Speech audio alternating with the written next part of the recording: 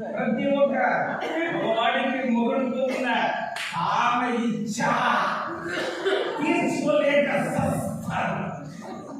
కానీ మాకు దానిని కూడా తీర్చడానికంటే ఇక నీకంటే నాకు ఎవరున్నారు?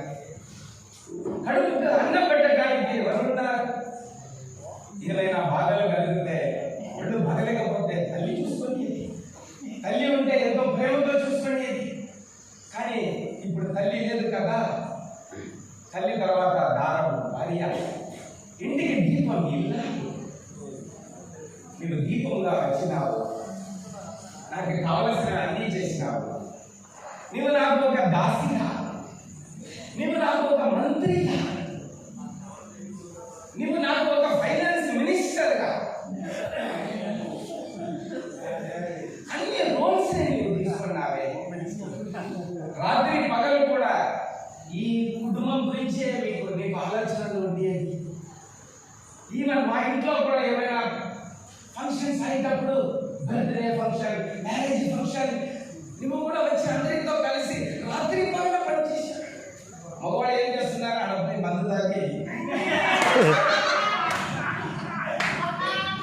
ఎంజాయ్మెంట్. మీకు ఎంత థ్యాంక్స్ చెప్పినా అది సరిపోదు. కానీ ఇప్పుడు నేను ఏం చేయాలి? నాకు ఎవరున్నారు? నువ్వు వెళ్ళిపోయినావే. నేను ఎడబట్టు భయం ఉంది ఇక్కడ. నేను ఏడు చావాలి.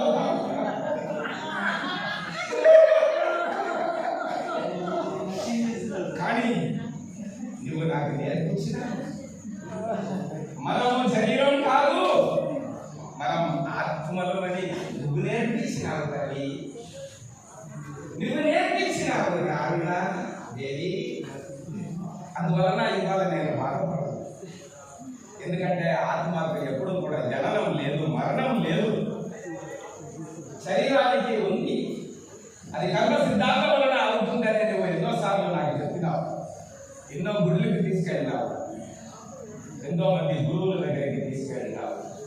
నీకు ఎలాగ నేను థ్యాంక్స్ చెప్పాలి? ఇవాళ నేను ఒకటే చెప్పాలి, నీ ఆత్మ శాంతి కావాలి. ఆడవాడుకు నా వ్యవహారంలో ఎప్పుడు ఉంటుంది. Thank you.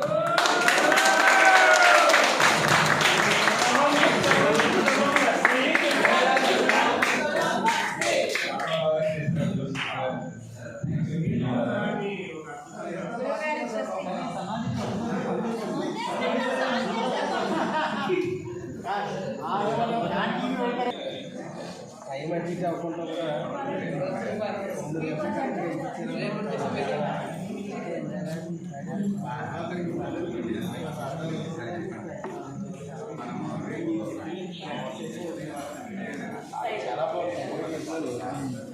బాగుంటుంది. అలాంటి పాడాలి, ఎక్కుతుంది అలాంటిది కదా